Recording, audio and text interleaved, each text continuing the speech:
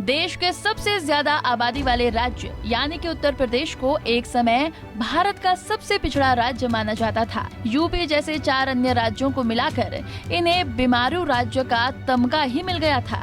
लेकिन इस बुरे दौर से आगे निकलते हुए उत्तर प्रदेश विकास की नई इबारत लिख रहा है। ये हम नहीं कह रहे हैं, ये कहना है देश के प्रधानमंत्री नरेंद्र मोदी और यूपी के मुखिया सीएम योगी का। दरअसल आज से यूपी में ग्लोबल इन्वेस्टर्स समिट का आगाज हो गया है। पीएम मोदी ने सीएम योगी की मौजूदगी में समिट का शुभारंभ किया। 3 दिन तक चलने वाले इस कार्यक्रम में कुल 34 सत्र होंगे। तो वहीं इस बार इन्वेस्टर्स समिट में 20 से ज्यादा देशों के 10,000 डेलीगेट्स शामिल हुए हैं। यूपी सरकार का दावा है कि इन्वेस्टर्स समिट में 27 लाख करोड़ से ज्यादा निवेश का प्रस्ताव आया है। 17,000 से ज्यादा MOU साइन हो चुके हैं और आज कई MOU साइन हो सकते हैं। सबसे ज्यादा इन्वेस्टमेंट प्रस्ताव पश्चिम यूपी में आया है। मौका तो समिट के शुभारंभ का था, लेकिन पीएम मोदी ने पिछली सरकारों पर जमकर निशाना साधा। पीएम ने कार्यक्रम को संबोधित करते हुए कहा कि पहले बीमारू राज्य के तौर पर जाने जाने वाला उत्तर प्रदेश अब सुशासन के लिए पहचाना जाता है। उत्तर प्रदेश आज एक उम्मीद बन चुका है। यूपी इकलौता ऐसा राज्य होगा जहां 5 इंटरनेशनल एयरपोर्ट होंगे। लोग कहते थे यूपी का विकास होना मुश्किल है। लोग कहते थे यहां कानून व्यवस्था सुधरना नामुमकिन है। यूपी बीमारू राज्य कहलाता था। यहां आए दिन हजारों करोड़ के घोटाले होते थे। हर कोई यूपी से अपनी उम्मीदें छोड़ चुका था।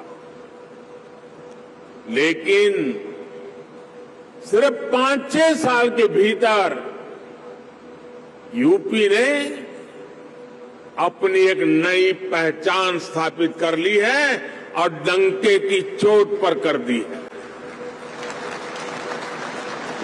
अब यूपी को सुशासन से, गुड गवर्नेंस से पहचाना जा रहा है। अब यूपी की पहचान बेहतर कानून व्यवस्था, शांति और स्थिरता के लिए है। वहीं कार्यक्रम को संबोधित करते हुए सीएम योगी ने कहा कि निवेशकों के लिए हमने कई काम आसान किए हैं। ऑनलाइन सिंगल विंडो पोर्टल 406 सेवाएं उपलब्ध करा रहा है। निवेश सारथी ऐप के जरिए जिज्ञासाओं का समाधान की सुविधा दे रहा है। यूपी ने पिछले 5 साल में निर्यात को 2 गुना बढ़ाया। प्रदेश बेहतरीन कानून व्यवस्था के लिए जाना जा रहा है।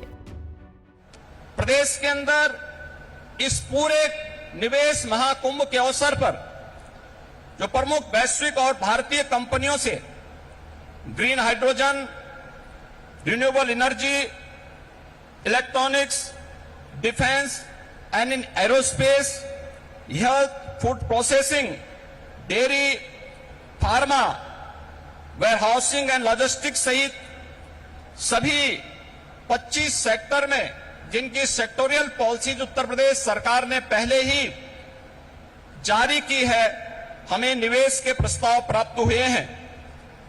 प्रदेश के अंदर निवेशकों की सुविधा के लिए प्रदेश सरकार ने 4 पिलर्स तय किए हैं। इनमें ऑनलाइन सिंगल विंडो पोर्टल निवेश मित्र 33 विभागों की 406 सेवाएं ये उपलब्ध करवा रहा है। इन्वेस्टर रिलेशनशिप मैनेजमेंट पोर्टल निवेश सारथी ये निवेशकों की जिज्ञासाओं के समाधान, समस्या निवारण और निवेश परियोजनाओं के अनुश्रवण की सुविधा दे रहा है। कारोबारियों ने कौन से ऐलान किए? इन्वेस्टर्स समिट में शरीक हुए देश के जाने माने उद्योगपतियों ने यूपी में निवेश को लेकर कई बड़े ऐलान किए। डिक्सन ग्रुप के चेयरमैन के सुनील वानछानी ने इन्वेस्टर्स समिट में ऐलान किया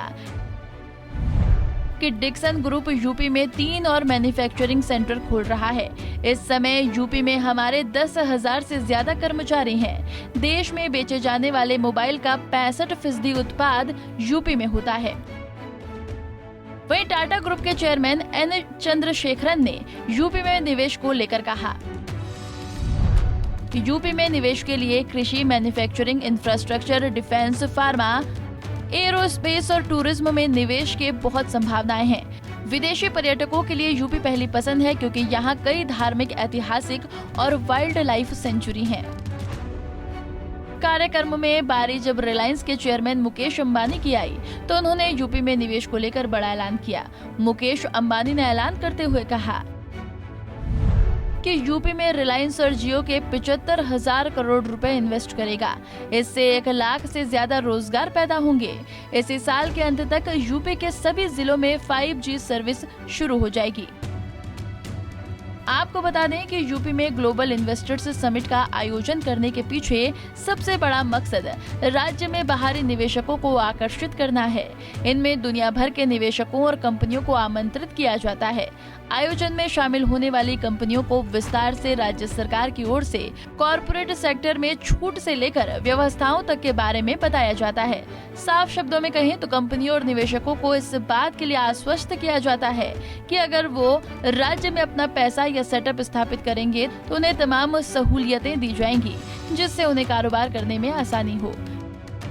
bureau report, Punjab Kesari TV.